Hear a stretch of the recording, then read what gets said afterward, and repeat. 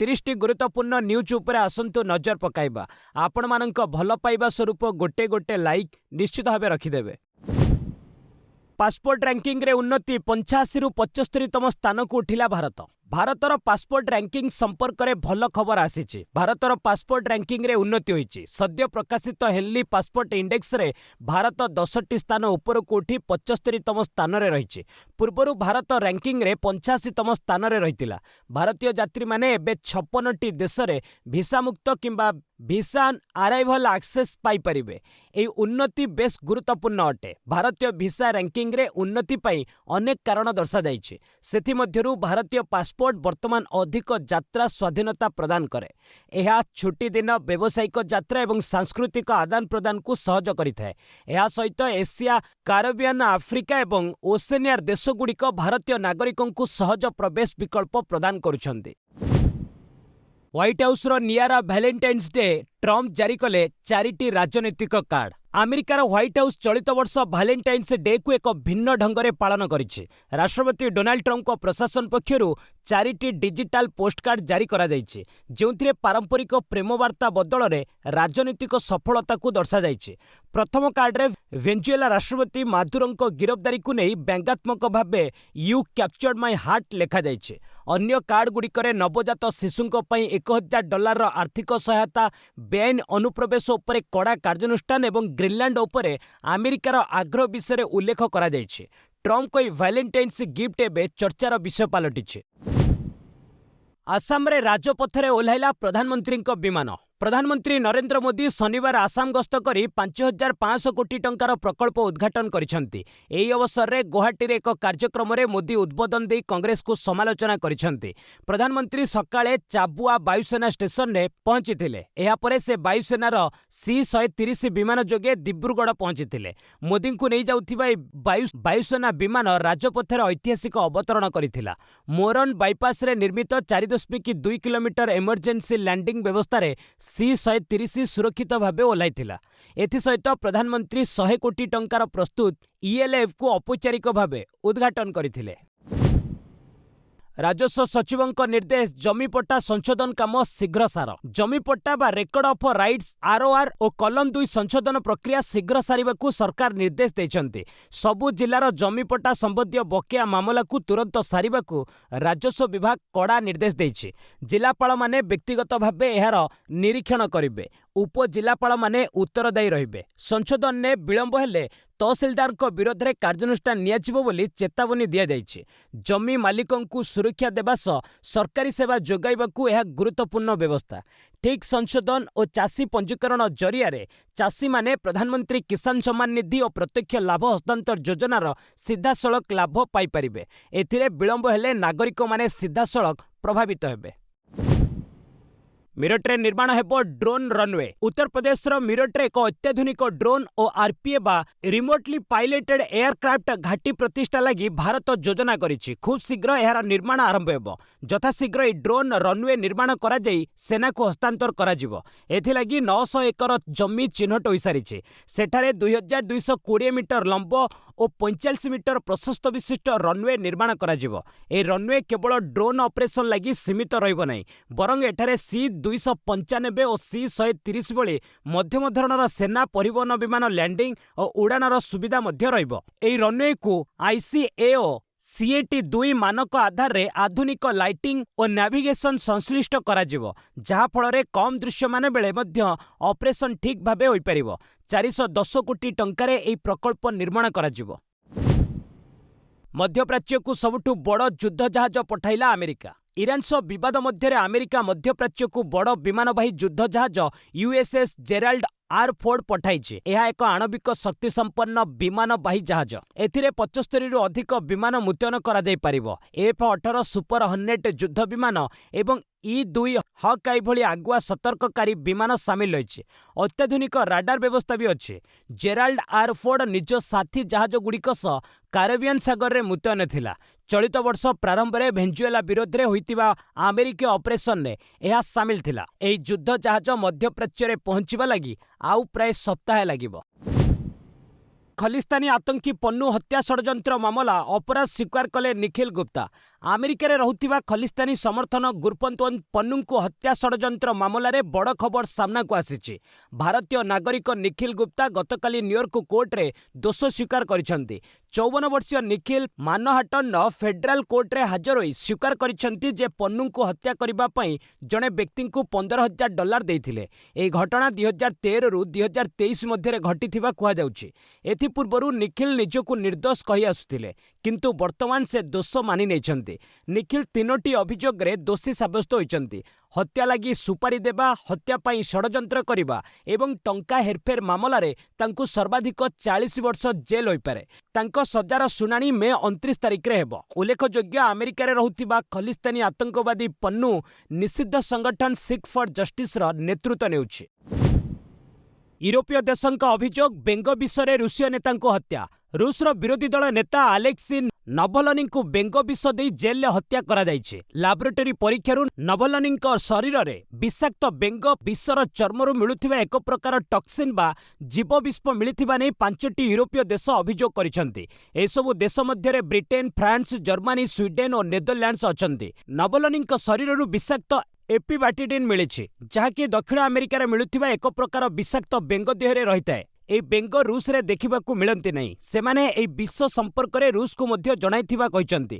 ବ୍ରିଟେନର ବିଦେଶ ସଚିବ ଏଭେଟ୍ କୁପର କହିଛନ୍ତି ନଭଲନୀଙ୍କୁ ରୁଷ ବିପଦ ମନେ କରୁଥିଲା, ତେଣୁ ତାଙ୍କୁ ରାସ୍ତାରୁ ହଟାଇ ଦିଆଯାଇଛି। 2024 ଫେବୃଆରୀରେ ଆର୍କଟିକ୍ ପେନାଲ କଲୋନି ଜେଲରେ ଥିବାବେଳେ ନଭଲନୀଙ୍କର ମୃତ୍ୟୁ ଘଟିଥିଲା। ବାଂଲାଦେଶ ନିର୍ବାଚନରେ ବିଜୟୀ ହୋଇଛନ୍ତି 3 ଜଣ ହିନ୍ଦୁ। ଶେଷ ହୋଇଥିବା ବାଂଲାଦେଶର ତ୍ରୟୋଦଶ ସଂସଦୀୟ ନିର୍ବାଚନରେ 3 ଜଣ ହିନ୍ଦୁ ପ୍ରାର୍ଥୀ ବିଜୟୀ ହୋଇଛନ୍ତି। ସମସ୍ତେ ବାଂଲାଦେଶ ନ୍ୟାସନାଲିଷ୍ଟ ପାର୍ଟି ତଥା ବିଏନପିର ସଦସ୍ୟ।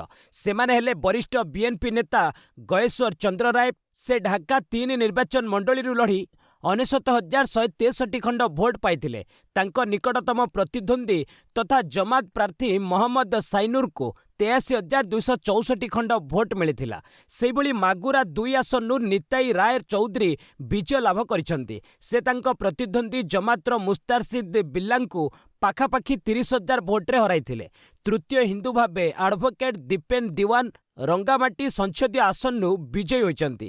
ସେ ସ୍ୱାଧୀନ ପ୍ରାର୍ଥୀ ପହଲ ଚକମାଙ୍କୁ 1,20,000 ଭୋଟରେ ହରାଇଥିଲେ। ଉଲ୍ଲେଖଯୋଗ୍ୟ, ଚଳିତ ନିର୍ବାଚନରେ ବିଏନପି 299 ଆସନରୁ 211 ଆସନରେ ବିଜୟ ଲାଭ କରିଛି, ଯେତେବେଳେ କି ଜମାତ ଏ ଇସଲାମୀ ମାତ୍ର 68ଟି ଆସନରେ ସନ୍ତୁଷ୍ଟ ରହିଛି।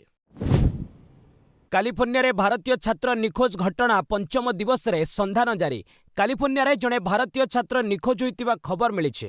ନିଖୋଜ ହେବାର 5 ଦିନ ବିତି ଯାଇଥିଲେ ମଧ୍ୟ ତାଙ୍କର କୌଣସି ସନ୍ଧାନ ମିଳିନାହିଁ। ସହରବ୍ୟାପୀ ପୁଲିସ ପକ୍ଷରୁ ସନ୍ଧାନ ଜାରି ରହିଛି। ନିଖୋଜ ହୋଇଥିବା ଛାତ୍ରଙ୍କ ନାମ ସାକେତ ଶ୍ରୀନିବାସ। 22 ବର୍ଷୀୟ ସାକେତଙ୍କ ଘର କର୍ଣ୍ଣାଟକରେ। ସେ ୟୁନିଭର୍ସିଟି ଅଫ୍ କାଲିଫର୍ଣ୍ଣିଆରେ ମାଷ୍ଟର ଡିଗ୍ରୀ ଅଧ୍ୟୟନ କରୁଥିଲେ। ଶେଷ ଥର ଲାଗି ତାଙ୍କୁ କ୍ୟାମ୍ପସରୁ ପ୍ରାୟ 1 କିଲୋମିଟର ଦୂରରେ ଦେଖିବାକୁ ମିଳିଥିଲା ବୋଲି ବିଶ୍ୱବିଦ୍ୟାଳୟ କର୍ତ୍ତୃପକ୍ଷ କହିଛନ୍ତି। ସାକେତଙ୍କ ପାସପୋର୍ଟ ଓ ଲ୍ୟାପଟପ୍ କ୍ୟାମ୍ପସ ନିକଟବର୍ତ୍ତୀ ପାର୍କ ପାଖରେ ଥିବା ଘର ନିକଟରୁ ମିଳିଛି। ଆଞ୍ଜା ହ୍ରଦ ଏବଂ ବର୍କଲି ହିଲ୍ସ ଆଖପାଖରେ ସନ୍ଧାନ ଜାରି ରହିଛି। ଅଭିମୁକ୍ତେଶ୍ୱରାନନ୍ଦ ବିବାଦ, ମୁଖ୍ୟମନ୍ତ୍ରୀ ଯୋଗୀ କହିଲେ ସମସ୍ତେ ଶଙ୍କରାଚାର୍ଯ୍ୟ ହୋଇପାରିବେନି। ଶଙ୍କରାଚାର୍ଯ୍ୟ ଅଭିମୁକ୍ତେଶ୍ୱରାନନ୍ଦଙ୍କୁ ନେଇ ସୃଷ୍ଟି ହୋଇଥିବା ବିବାଦ ଉପରେ ଉତ୍ତରପ୍ରଦେଶ ମୁଖ୍ୟମନ୍ତ୍ରୀ ଯୋଗୀ ଆଦିତ୍ୟନାଥ ପ୍ରଥମ ଥର ମୁହଁ ଖୋଲିଛନ୍ତି। ବିଧାନସଭା ଗୃହରେ ବକ୍ତବ୍ୟ ରଖି ଯୋଗୀ କହିଛନ୍ତି ଯେ ଆଦି ଜଗଦ୍ଗୁରୁ ଶଙ୍କରାଚାର୍ଯ୍ୟ ଏହାକୁ ବାଧ୍ୟତାମୂଳକ କରିଛନ୍ତି। ପୀଠ ପାଇଁ ଯୋଗ୍ୟ ପ୍ରାର୍ଥୀଙ୍କ ମନ୍ତ୍ର ଏବଂ ବ୍ୟାଖ୍ୟା ବିଦ୍ୱାନ ବ୍ୟକ୍ତିଙ୍କ ଦ୍ୱାରା ଅନୁମୋଦିତ ହୋଇଥାଏ। ଏହାପରେ ପବିତ୍ର କରାଯାଏ ଏବଂ ତାପରେ ସେହି ପରମ୍ପରା ଦ୍ୱାରା ସ୍ୱୀକୃତି ମିଳିଥାଏ। ସମସ୍ତେ ଶଙ୍କରାଚାର୍ଯ୍ୟ ହୋଇପାରିବେ ନାହିଁ। ପ୍ରତ୍ୟେକ ପୀଠର ଆଚାର୍ଯ୍ୟ ଭାବରେ ବୁଲି ପରିବେଶକୁ ବିଭ୍ରାନ୍ତି କରିପାରିବେ ନାହିଁ। ସେହିଭଳି ମୁଖ୍ୟମନ୍ତ୍ରୀ ଯୋଗୀ କହିଛନ୍ତି, ଯେଉଁଠାରେ 4 କୋଟି ଭକ୍ତ ଏକାଠି ହୋଇଥାନ୍ତି ସେହି ପ୍ରସ୍ଥାନ ଦ୍ୱାର ଦେଇ କାହାକୁ ପ୍ରବେଶ କରିବାକୁ ଅନୁମତି ଦେଇପାରିବେ ନାହିଁ। ଦଳାଚକଟା ସୃଷ୍ଟି ହେବ। ଜଣେ ଦାୟିତ୍ୱବାନ ଏବଂ ମର୍ଯ୍ୟାଦାବାନ ବ୍ୟକ୍ତି କେବେ ଏପରି ଆଚରଣ କରିପାରିବେ ନାହିଁ। ବିଧାନସଭା ଗୃହରେ ଏଭଳି ବିବୃତ୍ତି ପରେ ଶଙ୍କରାଚାର୍ଯ୍ୟ ବିବାଦକୁ ନେଇ ଆହୁରି ରାଜନୈତିକ ଉଷ୍ମତା ସୃଷ୍ଟି ହୋଇଛି। ସାଉଥ ବ୍ଲକରେ ଶେଷ କ୍ୟାବିନେଟ୍ ବୈଠକ, 1.6 ଲକ୍ଷ କୋଟିର ପ୍ରକଳ୍ପ ମଞ୍ଜୁର। ଐତିହାସିକ ସାଉଥ ବ୍ଲକରେ ଅନ୍ତିମ କ୍ୟାବିନେଟ୍ ବୈଠକ ଶନିବାର ଅନୁଷ୍ଠିତ ହୋଇଥିଲା। ବୈଠକରେ ମୋଟ 1,60,504 କୋଟି ଟଙ୍କାର ଯୋଜନା ଉପରେ ବାଜିଛି ମୋହର। ଏହା ସହିତ ସାଉଥ ବ୍ଲକକୁ ଭବିଷ୍ୟତରେ ଯୁଗଯୁଗେ ସଂଗ୍ରହାଳୟ ଭାବେ ବିକଶିତ କରିବାକୁ ବି ନିଷ୍ପତ୍ତି ନିଆଯାଇଛି। बैठक में 3टी प्रकल्प रेल परियोजना को मंजूरी मिली। एथिपाई मोट 18,509 कोटी टंका मंजूर होईछि। आसामर गोहपुर और नुमालीगढ़ मध्य ब्रह्मपुत्र नदी तले अंडर वाटर रोड टनेल परियोजना 18,662 कोटी टंका मंजूर करा जायछि। केतेक हाईवेर प्रकल्प को मध्य मंजूरी दिया जायछि। नोएडा मेट्रो आक्वा लाइन को विस्तार पर 2,254 कोटी टंका मंजूर होईछि। नरवणेଙ୍କ पुस्तक विवाद अवसरप्राप्त अधिकारी बढ़िपारे कटकणा। वरिष्ठ पदपदवी रही अवसर नेउथिबा अधिकारी लगी केंद्र सरकार 20 वर्षिया कूलिंग ऑफ पीरियड लागू निमंते विचार करुछंती। ए कूलिंग ऑफ अवधि मध्य अवसरप्राप्त अधिकारी माने निज सेवा सह जड़ित पुस्तक प्रकाश करिपारिबे नहीं। सद्य घटना पूर्वतन सेना मुख्य जनरल MM नरवणेଙ୍କ अप्रकाशित पुस्तक को नहीं विवाद उपजिछि। से आधार रे केंद्र सरकार नुआ नियम आनिबाकू विचार करुछंती। निकटरे केंद्र कैबिनेट बैठक रे एही प्रसंग रे चर्चा होइतिला। किछि मंत्री कूलिंग ऑफ पीरियड बाबद रे मतामत देथिले। राहुल का अभियोग अमेरिका सह चुक्ति जोगु कपा चाषी को क्षति। भारत और अमेरिका मध्य होइतिबा वाणिज्य चुक्ति को नहीं कांग्रेस सांसद राहुल गांधी पुणी केंद्र सरकार को टार्गेट करिसेंती। एही वाणिज्य चुक्ति द्वारा कपा चाषी क्षतिर सम्मुखीन हेबे। पोशाक शिल्प गुरुतर प्रभावित हेब। एक्स रे राहुल निजर एक वीडियो पोस्ट करिसेंती। एथिरे से कटाक्ष करी कहिसेंती 18% टारिफ बनाम 0% शुल्क को मु ठीक बुझी पारुछि। प्रधानमंत्री मिछ कहिबारे माहिर एवं तांको कैबिनेट एहा उपरे भ्रम प्रसार करुछंती। भारत अमेरिका वाणिज्य राजीनामा द्वारा सेमाने देशर कपा चाषी और बयन रप्तानिकारी को धोखा देउछंती। तांको अनुसार बांग्लादेश को अमेरिका रे गारमेंट रप्तानी उपरे 0% टारिफ लाभ मिलुछि। एथिरे केवल शर्त रहुछि जे एहा अमेरिका ठारू कपा किनिबो। इलाहाबाद हाईकोर्ट को निष्पत्ति विवाह किंबा धर्मांतरीकरण जाति परिवर्तन करे नहीं। एक गुरुत्वपूर्ण निष्पत्ति रे इलाहाबाद हाईकोर्ट स्पष्ट करिसेंती जे जणे व्यक्ति जाति जन्म द्वारा निर्णय करा जाए। धर्मांतरीकरण किंबा विवाह द्वारा परिवर्तन हुए नहीं। कोर्ट कहिसेंती जदि जणे महिला अन्य जाति रे विवाह करंती तेबे तांकर मूल जाति बातिल हुए नहीं। तांकु जन्म द्वारा निर्धारित जाति मध्य विवेचना करा जिवो। दाखल करा जाइथिबा फौजदारी आवेदन को खारज करी जस्टिस अनिल कुमार ए राय दैछंती। ए आवेदन अलीगढ़ SC ST आईन स्वतंत्र विचारपति द्वारा जारी समन आदेश विरुद्ध रे दायर करा जायथिला। विवाह किंबा धर्मांतरीकरण परे जाति परिवर्तन हुए बोली जुक्ति को कोर्ट संपूर्ण खारज कर दैछंती। इलाहाबाद हाईकोर्ट को जाति संबंधी आईन व्याख्या दृष्टि एही निष्पत्ति को गुरुत्वपूर्ण बोली विवेचना करा जाउछि। अमृतसर विमान बंदर रे 1.64 कोटी गंजेई जबत। निशाद्रव्य चालान विरोधी अभियान ने अमृतसर कस्टम विभाग को एक बड़ सफलता मिली। कस्टम अधिकारी टीम स्कॉट प्रोफाइलिंग एवं बैगेज स्क्रीनिंग समय जड़े यात्री जिनपतर प्राय 1 किलो 640 ग्राम गंजेई जबत करछंती। अंतर्जातीय बजार रे तार दाम प्राय 1.64 कोटी टंका हेबो। यात्री जनक बैंकॉक रु SL 214 विमान जोगे अमृतसर श्री गुरु रामदास जी अंतर्जातीय विमान बंदर रे पहुंचीथिले। तेबे तांकर व्यवहार नै कस्टम अधिकारी को संदेह होइतिला। तेणु सेमाने तांको जिनिस जांच करिथिले। सेथिरु बैग रे लुचेई रखिथिबा गंजेई जबत होइतिला।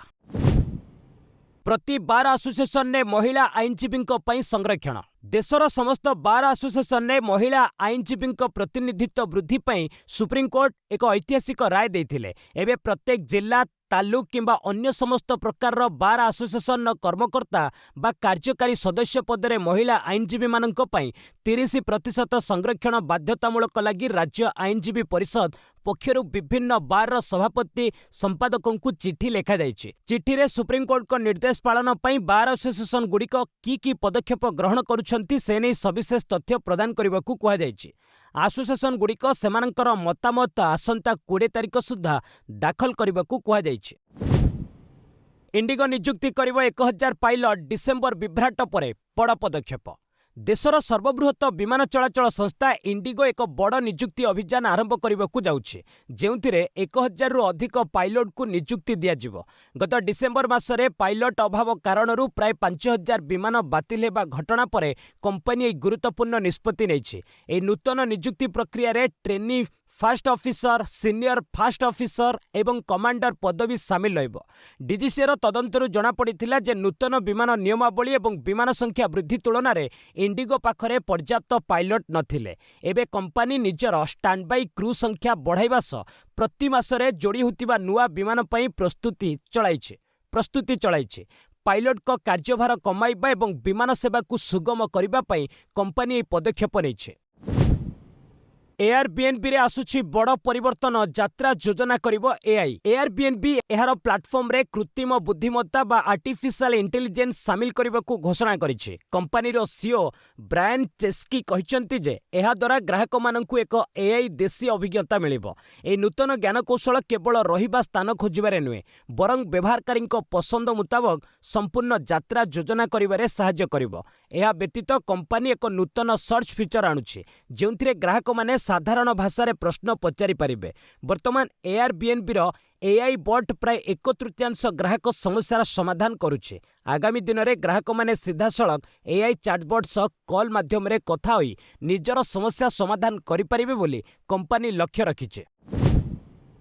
ମହାକାଶକୁ ଗଲେ 4 ନୂଆ ମହାକାଶଚାରୀ, ସ୍ପେସ୍ଏକ୍ସର ସଫଳ ଉତ୍କ୍ଷେପଣ। ଗତ ଶୁକ୍ରବାର ଦିନ ସ୍ପେସ୍ଏକ୍ସର ରକେଟ୍ ମାଧ୍ୟମରେ 4 ଜଣ ମହାକାଶଚାରୀଙ୍କୁ ଅନ୍ତର୍ଜାତୀୟ ମହାକାଶ ଷ୍ଟେସନକୁ ପଠାଇଛି। ଗତ ମାସରେ ଚିକିତ୍ସାଜନିତ ଜରୁରୀକାଳୀନ ପରିସ୍ଥିତି ଯୋଗୁଁ କିଛି ମହାକାଶଚାରୀଙ୍କୁ ପୃଥିବୀକୁ ଫେରାଇ ଅଣାଯାଇଥିଲା। ସେମାନଙ୍କର ସ୍ଥାନ ପୂରଣ କରିବା ପାଇଁ ନାସା ତରଫରୁ ଏହି ନୂତନ ଟିମ୍ ପଠାଯାଇଛି। ଏହି ମିଶନରେ ଆମେରିକା, ଫ୍ରାନ୍ସ ଏବଂ ରୁଷିଆର ମହାକାଶଚାରୀ ସାମିଲ ଅଛନ୍ତି। ସେମାନେ ଆଗାମୀ 8ରୁ 9 ମାସ ପର୍ଯ୍ୟନ୍ତ ମହାକାଶରେ ରହି ଗବେଷଣା କରିବେ। ଏହି ସମୟ ମଧ୍ୟରେ ସେମାନେ ପାଣିରୁ ଜରୁରୀକାଳୀନ IV ଫ୍ଲୁଇଡ୍ ପ୍ରସ୍ତୁତ କରିବା ଭଳି ନୂତନ ଜ୍ଞାନକୌଶଳ ପରୀକ୍ଷା କରିବେ। ଆଗାମୀ ମାର୍ଚ୍ଚ ମାସରେ ହେବାକୁ ଥିବା ଆର୍ଟେମିସ୍ 2 ଚନ୍ଦ୍ର ମିଶନ ପାଇଁ ମଧ୍ୟ ଏହି ଯାତ୍ରା ବେଶ୍ ଗୁରୁତ୍ୱପୂର୍ଣ୍ଣ ବୋଲି କୁହାଯାଇଛି। ସୁନା ଦର 10 ଗ୍ରାମକୁ 1800 ଟଙ୍କା ବଢ଼ିଲା। ସୁନା ଦରରେ ଶନିବାର ବୃଦ୍ଧି ଦେଖିବାକୁ ମିଳିଛି। ଅନ୍ୟପକ୍ଷରେ ଅପରିବର୍ତ୍ତିତ ରହିଛି ରୂପା ଦର। ଶନିବାର ରାଜଧାନୀ ଭୁବନେଶ୍ୱରରେ 10 ଗ୍ରାମ ପିଛା 24 ଏବଂ 22 କ୍ୟାରେଟ୍ ସୁନା ଦରରେ ଯଥାକ୍ରମେ 1970 ଟଙ୍କା ଏବଂ 1800 ଟଙ୍କା ବୃଦ୍ଧି ଘଟିଛି। ଫଳରେ ଉଭୟ ଯଥାକ୍ରମେ 1,57,750 ଟଙ୍କା ଏବଂ 1,44,600 ଟଙ୍କା ହୋଇଛି। ଭାରତ ପାକିସ୍ତାନ ମ୍ୟାଚ୍ରେ 10 ସେକେଣ୍ଡର ବିଜ୍ଞାପନ ମୂଲ୍ୟ 40 ଲକ୍ଷ ଟଙ୍କା। ଭାରତ ଏବଂ ପାକିସ୍ତାନ ମଧ୍ୟରେ T20 ବିଶ୍ୱକପ୍ ମୁକାବିଲା ଆଜି କଲମ୍ବୋରେ ଖେଳାଯିବ। ଏହି ମହା ମୁକାବିଲା ପାଇଁ ବିଜ୍ଞାପନ ଦର ଆକାଶ ଛୁଆଁ ହୋଇଛି। 10 ସେକେଣ୍ଡର ଟିଭି ସ୍ଲଟ୍ର ବିଜ୍ଞାପନ ଦର 30ରୁ 40 ଲକ୍ଷ ଟଙ୍କା ପହଞ୍ଚିଛି। ସାଧାରଣତଃ ବିଶ୍ୱକପ୍ର ବଡ଼ ମ୍ୟାଚ୍ ବେଳେ ଏହା 20ରୁ 25 ଲକ୍ଷ ଟଙ୍କା ରହିଥାଏ, କିନ୍ତୁ ଭାରତ ପାକିସ୍ତାନ ମ୍ୟାଚ୍ରେ ଏହା ଆକାଶ ଛୁଆଁ ହୋଇଛି। ଏହି ଟୁର୍ଣ୍ଣାମେଣ୍ଟରୁ ବ୍ରଡକାଷ୍ଟର ଜିଓ ଷ୍ଟାରକୁ ବିଜ୍ଞାପନ ବାବଦ ପ୍ରାୟ 2000 କୋଟି ଟଙ୍କା ଆୟ ହେବ ବୋଲି ଆକଳନ କରାଯାଇଛି। ଅପରପକ୍ଷରେ ଏହି ମ୍ୟାଚ୍ ଦେଖିବା ପାଇଁ ଭାରତରୁ ବଡ଼ ସଂଖ୍ୟାରେ କ୍ରିକେଟ ପ୍ରେମୀ ଶ୍ରୀଲଙ୍କା ଯାଉଛନ୍ତି। ତେଣୁ କଲମ୍ବୋ ପାଇଁ ବିମାନ ଟିକେଟ୍ ବହୁ ମାତ୍ରାରେ ମହଙ୍ଗା ହୋଇଯାଇଛି। ଏହା ସହିତ ସହରରେ ହୋଟେଲ ଭଡ଼ା ବି ଆକାଶ ଛୁଆଁ ହୋଇଛି। ଭାରତର ପ୍ରମୁଖ ସହରଗୁଡ଼ିକରୁ କଲମ୍ବୋକୁ ବିମାନ ଭଡ଼ା 45ରୁ 50% ପର୍ଯ୍ୟନ୍ତ ବଢ଼ିଯାଇଛି। ଆଜି କଲମ୍ବୋରେ ମହାମୁକାବିଲା ଭାରତ ପାକିସ୍ତାନ ମଧ୍ୟରେ ହେବ ଟକ୍କର। ଚଳିତ ICC T20 ବିଶ୍ୱକପ୍ର ସବୁଠୁ ଗୁରୁତ୍ୱପୂର୍ଣ୍ଣ ଓ ହାଇ ଭୋଲ୍ଟେଜ୍ ମୁକାବିଲା ରବିବାର ଭାରତ ଓ ପାକିସ୍ତାନ ମଧ୍ୟରେ ଖେଳାଯିବ। ଶ୍ରୀଲଙ୍କାର ଆର୍ ପ୍ରେମଦାସ ଷ୍ଟାଡିୟମରେ ରାତି 7ଟାରେ ଏହି ମ୍ୟାଚ୍ ଆରମ୍ଭ ହେବ। ବିଶ୍ୱକପ୍ରେ ଗ୍ରୁପ୍ରେ ସ୍ଥାନ ପାଇଥିବା ଭାରତ ଓ ପାକିସ୍ତାନ ବର୍ତ୍ତମାନ ସୁଦ୍ଧା ବରାବର ପ୍ରଦର୍ଶନ କରିଛନ୍ତି। ଉଭୟ ଦେଶ 2ଟି ମ୍ୟାଚ୍ ଖେଳି 2ଟି ବିଜୟ ହାସଲ କରିଛନ୍ତି। ଏହି ମ୍ୟାଚ୍ରେ ଯିଏ ବିଜୟୀ ହେବ ଟେବୁଲ ଟପର ହେବା ନିଶ୍ଚିତ ହୋଇଛି। ସାରା ବିଶ୍ୱର କ୍ରିକେଟ ପ୍ରେମୀ ଏହି ମ୍ୟାଚ୍କୁ ଦେଖିବା ଲାଗି ଉତ୍କଣ୍ଠାର ସହିତ ଚାହିଁ ରହିଛନ୍ତି। ତେବେ ମ୍ୟାଚ୍ରେ ବର୍ଷା ବାଧକ ସାଜିପାରେ ବୋଲି ରିପୋର୍ଟ ପ୍ରକାଶ ପାଇଛି। ରେକର୍ଡ ଉପରେ ନଜର ପକାଇଲେ ସୂର୍ଯ୍ୟକୁମାର ଯାଦବଙ୍କ ନେତୃତ୍ୱାଧୀନ ଭାରତର ପଲ୍ଲା ବେଶ୍ ଭାରି ରହିଛି। T20 ବିଶ୍ୱକପ୍ରେ ବର୍ତ୍ତମାନ ସୁଦ୍ଧା ଉଭୟ ଦେଶ 8 ଥର ସାମ୍ନାସାମ୍ନି ହୋଇଛନ୍ତି, ଯେଉଁଥିରେ ଭାରତ 6ଟି ଓ ପାକିସ୍ତାନ ଗୋଟିଏ ମ୍ୟାଚ୍ରେ ବିଜୟୀ ହୋଇଛି। ଗୋଟିଏ ମ୍ୟାଚ୍ ଟାଇ ରହିଛି। T20 ବିଶ୍ୱକପ୍ ପ୍ରଥମ ବିଜୟ ସ୍ୱାଦ ଚାଖିଲା ଆୟାରଲାଣ୍ଡ। କ୍ରମାଗତ 2ଟି ମ୍ୟାଚ୍ ହାରିବା ପରେ ଚଳିତ T20 ବିଶ୍ୱକପ୍ରେ ଆୟାରଲାଣ୍ଡ ପ୍ରଥମ ବିଜୟ ସ୍ୱାଦ ଚାଖିଛି। ଶନିବାର କଲମ୍ବୋରେ ଅନୁଷ୍ଠିତ ଏକ ମ୍ୟାଚ୍ରେ ଆୟାରଲାଣ୍ଡ 96 ରନ୍ର ବୃହତ ବ୍ୟବଧାନରେ ଓମାନକୁ ପରାସ୍ତ କରିଛି। ପ୍ରଥମେ ବ୍ୟାଟିଂ କରିଥିବା ଆୟାରଲାଣ୍ଡ ଅଧିନାୟକ ଲୋରେନ୍ ଟକ୍କରଙ୍କ ବିସ୍ଫୋରକ ଅର୍ଦ୍ଧଶତକ ବଳରେ 5 ୱିକେଟରେ 235 ରନ୍ କରିଥିଲା। ଲୋରେନ୍ 51ଟି ବଲ୍ ଖେଳି 94 ରନ୍ରେ ଅପରାଜିତ ରହିଥିଲେ। ସେହିଭଳି ଗେରାଥ ଡେନଲି ମଧ୍ୟ 56 ରନ୍ର ଉପଯୋଗୀ ପାଳି ଖେଳିଥିଲେ। ଜବାବରେ ଓମାନ 18 ଓଭରରେ 139 ରନ୍ କରି ଅଲ୍ଆଉଟ୍ ହୋଇଯାଇଥିଲା। ତୃତୀୟ ମ୍ୟାଚ୍ରୁ ପ୍ରଥମ ବିଜୟ ସହ ଆୟାରଲାଣ୍ଡ 2 ପଏଣ୍ଟ ପାଇ ଗ୍ରୁପ୍ ବିରେ ଚତୁର୍ଥ ସ୍ଥାନରେ ରହିଛି।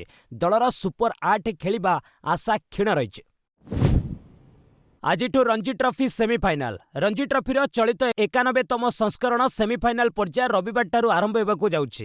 ବେଙ୍ଗଲ କ୍ରିକେଟ ଏକାଡେମୀ ଗ୍ରାଉଣ୍ଡରେ ଘରୋଇ ବେଙ୍ଗଲ और जम्मू काश्मीर मध्य द्वितीय सेमिफाइनाल मैच खेल सेहिभଳି लक्ष्नौर एकना स्टाडियम रे 8 थरर विजेता कर्नाटक और उत्तराखंड मध्य प्रथम सेमिफाइनाल अनुष्ठित हेब।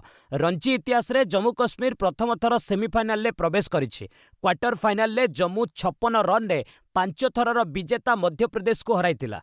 तेणु सेमिफाइनाल रे 2 थरर विजेता बेंगल को मध्य चकमा देबा लक्ष्य रे जम्मू काश्मीर रहिछि।